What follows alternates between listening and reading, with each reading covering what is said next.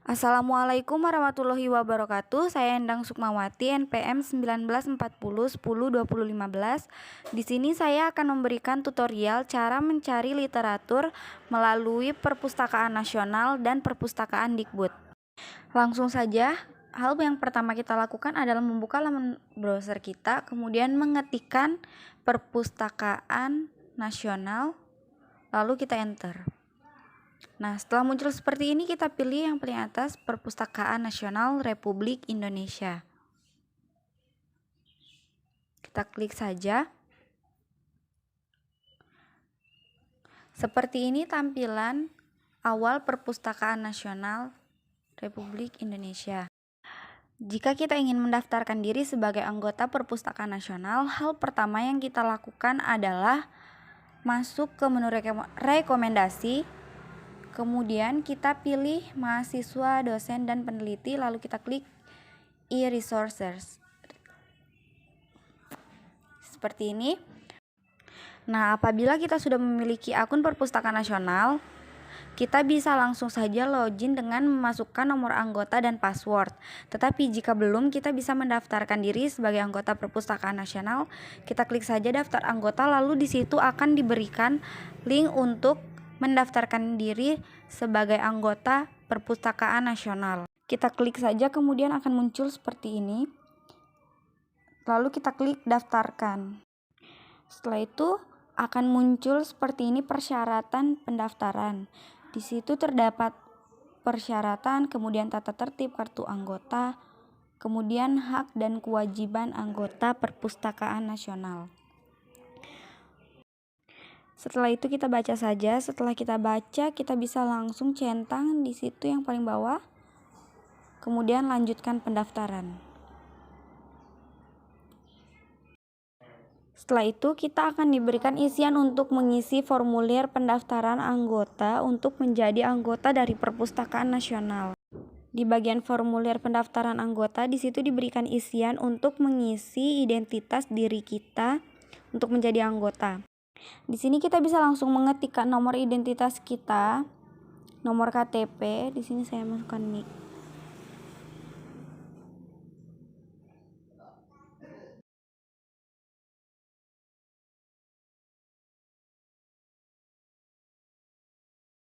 Kemudian masukkan password yang mudah untuk kita ingat. Nah, nanti password ini akan kita gunakan untuk login sebagai anggota Perpustakaan Nasional. Kemudian masukkan nama lengkap. Saya ketikkan nama saya Endang Sukmawati. Setelah itu mengisi tempat dan tanggal lahir. Saya ketikkan tempat lahir saya di Tarakan. Kemudian tanggalnya kita pilih. Lalu bulan. Kemudian tahunnya. Setelah itu kita bisa mengisikan alamat tempat tinggal kita saat ini. Di sini saya mengetikkan alamat saya. Ini Jalan Pura.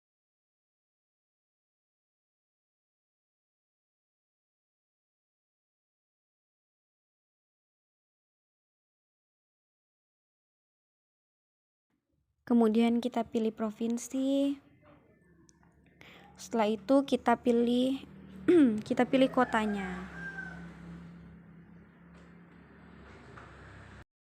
Kemudian alamat tinggal saat ini jika sama kita bisa langsung centang saja.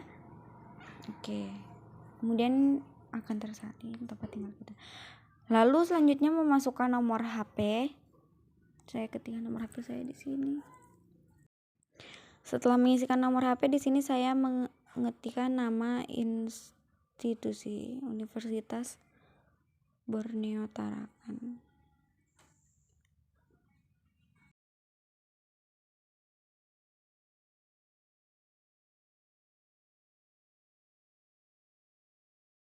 Setelah itu memasukkan nomor telepon rumah di sini karena tidak ada saya nolkan saja. Kemudian jenis anggota di sini saya pilih mahasiswa. Pendidikan terakhir SMA atau SMK. Setelah itu jenis kelamin perempuan.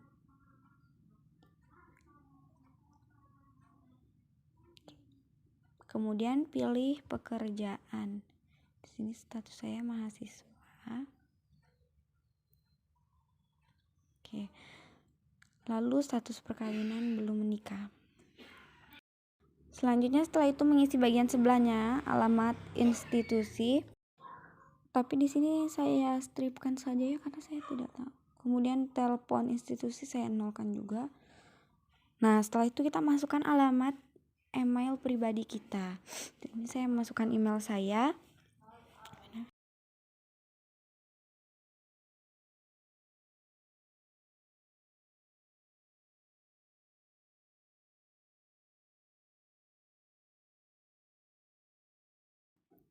Baiklah, setelah formulirnya sudah terisi semua, kita ke bagian bawah dari formulir. Kemudian setelah terisi semua, kita aktifkan tanda centang, kemudian langsung daftarkan. Kita klik daftar saja langsung. Kemudian kita tunggu sebentar. Nah, akan muncul seperti ini nomor anggota kita. Kita bisa langsung cetak atau klik selesai, atau kita bisa simpan nomor pendaftaran anggota kita ini agar kita tidak lupa. Sekarang kita bisa coba langsung login saja ke Perpustakaan Nasional. Kita pertama copy dulu nomor keanggotaannya, kemudian masukkan. Setelah itu memasukkan kata sandi yang sudah kita buat tadi ya. Oke, kita ketikkan sandinya. Setelah itu bisa langsung kita klik saja masuk. Kita tunggu. Jadi seperti ini tampilan awal dari e-resources. Nah, bisa kita lihat. Baiklah, selanjutnya di sini saya akan memberitahukan bagaimana cara mengakses Springer Nature. Kita klik saja Springer Nature, kemudian kita cari apa yang ingin kita cari. Di sini saya cari agrikultur. Ada banyak buku, kemudian saya pilih yang kita lihat, kemudian saya pilih yang paling atas ini. Kita klik aja. Nah, setelah itu akan muncul tampilan langsung bisa di-download. Di sini saya langsung download book PDF. Ini bukunya sudah terdownload, kita bisa lihat. Nah, seperti ini. Nah, di Perpustakaan Nasional selain kita bisa mendownload buku atau literatur yang kita inginkan, kita juga bisa mengajukan permohonan untuk mendapatkan buku yang kita mau. Kita bisa saja langsung mengirimkan email ke Perpustakaan Nasional. Baiklah, mungkin itu saja tutorial yang dapat saya berikan untuk mengakses Perpustakaan Nasional. Berikutnya saya akan memberikan tutorial bagaimana cara mengakses Perpustakaan Dikbud.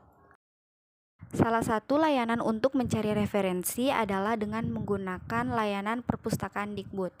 Berbeda dengan Perpustakaan Nasional, di mana ketika kita menggunakan layanan mereka, kita akan membuat akun terlebih dahulu, sedangkan pada Perpustakaan Dikbud ini kita bisa langsung mengirimkan ke WA atau ke email perpustakaan@kemdikbud.go.id.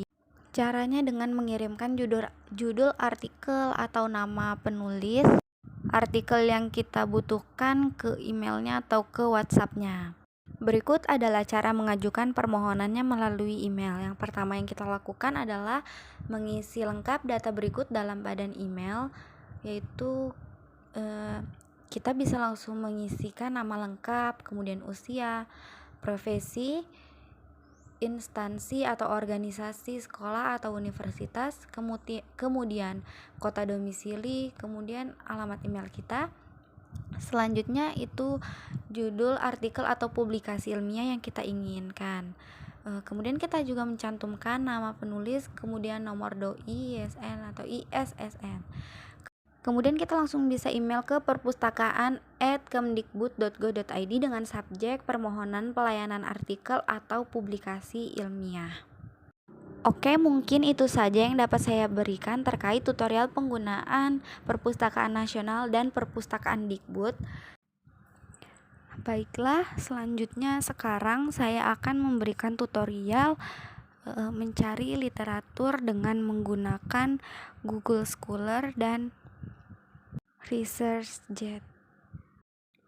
Nah, hal pertama yang kita lakukan di sini adalah membuka laman browser kita, kemudian mengetikkan Google Scholar. Langsung diketik saja. Oke, tunggu beberapa saat. Nah, kemudian akan muncul tampilan seperti ini. Di sini ada Google Scholar dan Google Cendekia. Pada dasarnya ini sama saja ya, namun Google Scholar ini menggunakan bahasa Inggris. Nah, kita klik. Seperti ini tampilannya, sama saja dengan Google biasa. Nah, kemudian di sini kita tinggal mengetikkan saja apa yang ingin kita cari. Di sini saya ketikkan bioremediation. Nah, di sini langsung saya klik saja. Nah, pada tampilan awal Google Scholar akan ditampilkan literatur berdasarkan dengan jumlah citasinya. Di sini bisa dilihat jumlah citasi terbanyaknya. Di sini kita bisa lihat literatur yang ditampilkan itu sudah lama. Jika kita ingin mencari yang terbaru, kita tinggal klik di samping kirinya ada beberapa tahun. Kita tinggal pilih saja tahun berapa kita ingin cari literatur itu. Nah, di sini saya klik sejak 2020. Nah, maka kita bisa lihat literatur yang ditampilkan itu baru-baru di tahun 2020. Namun kita juga bisa mencari literatur yang ingin kita cari, misalkan 5 tahun terakhir. Nah, di sini kita bisa mengetikkan juga di sebelah kiri tentang khusus. Kita klik. Kemudian muncul seperti ini. Tahun dari awal kita ketikkan saja tahun 2015, kemudian hingga tahun 2020. Lalu kita klik saja telusuri. Nah, setelah itu akan ditampilkan literatur yang tahun terbitnya itu dari tahun 2015 hingga 2020. Di sini bisa kita lihat berurutan, ada tahun 2015, 2018, 2017, dan 2016. Nah, di sini saya coba mengambil salah satu jurnal. Saya coba klik yang paling atas, saya buka. Nah, ternyata pas saya klik ini jurnalnya itu bisa langsung terdownload secara gratis. Nah, jadi seperti ini contoh jurnalnya yang sudah terdownload. Baiklah, selanjutnya kita akan menggunakan cara lain untuk mendapatkan literatur. Di sini kita akan menggunakan ResearchGate. Pada laman browser kita tinggal mengetikkan saja researchgate.net. Kemudian kita tunggu. Nah, akan muncul tampilan seperti ini. Jadi pada tampilan awalnya ini kita bisa melihat di sini ada login dan join for free. Nah, jika kita sudah memiliki akun, kita bisa langsung saja mengklik login. Namun, jika kita belum memiliki akun, kita harus membuatnya dengan mengklik join for free. Sini saya klik karena saya belum punya akun. Dan tunggu. Nah, di sini ada berbagai macam type. Ini yang pertama ada academic or student, kemudian ada corporate, kemudian ada medical, terus yang terakhir ada not a research. Maaf. Kemudian saya klik yang paling atas. Nah, di sini kita akan mengisi institution. Ini institusi kita dari mana? Saya klik di sini Universitas Borneo Tarakan. Klik, nanti akan muncul.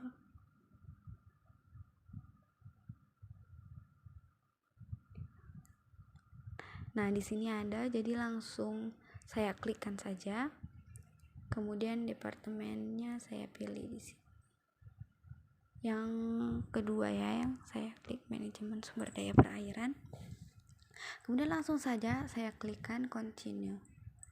Nah, setelah itu ada lagi yang harus kita isi. Di sini ada first name, last name, kemudian email dari universitas kita, kemudian passwordnya. Nah, di sini saya isi nama.